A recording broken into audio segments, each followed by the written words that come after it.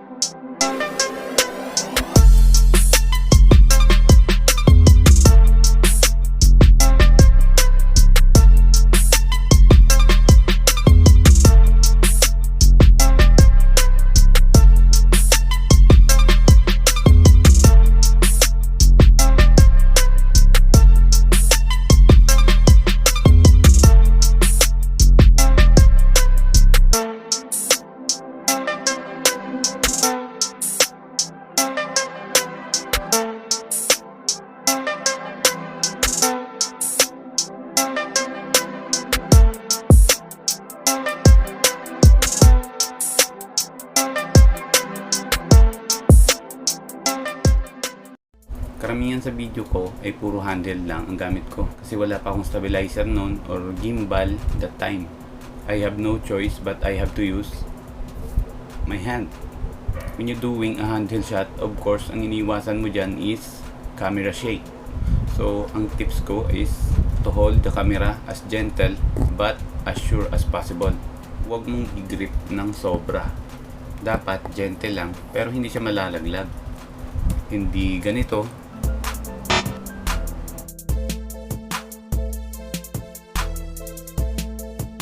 At hindi rin ganito.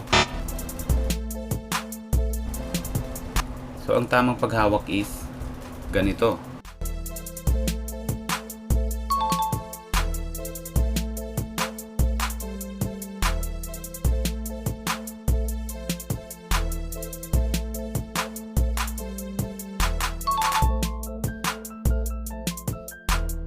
Ang tips ko number 2 is hindi lang dapat arms ang gumagalaw. Dapat pati ang katawan at ang legs mo. Use your whole body. Tulad nito.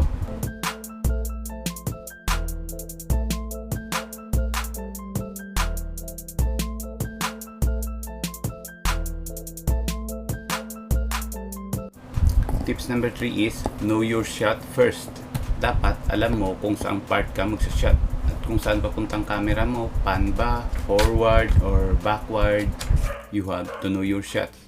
That's the important tips. Tips number 4, frame rates. Dapat ang camera mo ay nakaset sa 1080p at 60 fps para makapag slow motion kayo ng smooth. So, mag-shoot na tayo. First shot.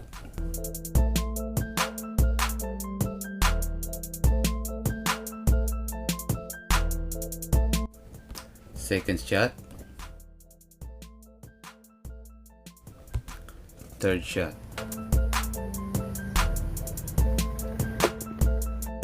Teka, wait lang guys, may dadaan na jeep.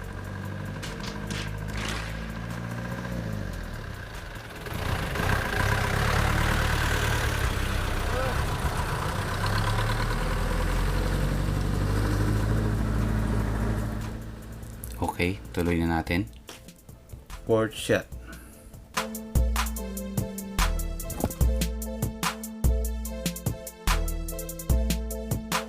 Okay, ang next naman natin is editing. So, mobile editing pa rin tayo. At ang gagamitin kong apps is Master. And karamihan sa atin ngayon is sa mobile phone lang din nag-edit. Lalo na sa mga nagsisimula pa lang. Yung laptop ko kasi is bulok na. Wala pang pabili ng bago. So, simulan na natin. So, ito na yung shot natin. Bawat video ay kailangan mong himayin. Piliin mo lang yung magagandang part na gusto mo at alisin ang mga mahahabang part or hindi mo gusto.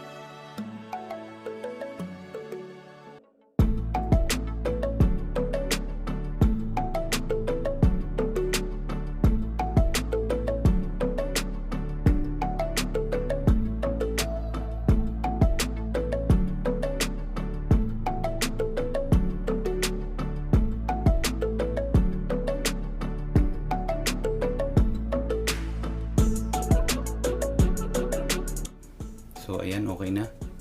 At para magmukhang cinematic, kailangan may konting slow motion. Adjust mo lang yung speed. Basic lang to guys, kaya pwede nyo pang pagandahin. Pwede nyong lagyan ng effects or speed ramp. Okay, lagyan na natin ng music background. And ito na.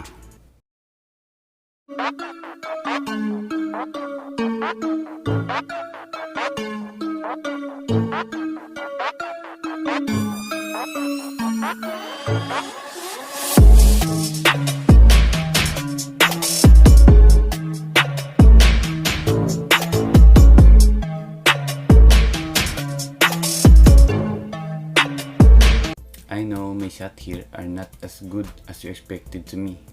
These are just tips para matuto kayo at ma-improve ang handle shot nyo. Kung may natutunan kayo sa video na to at nakatulong ako sa inyo, baka pwede naman pa-subscribe naman at pa-click ng notification bell para ma-notify kayo sa susunod ko pang video.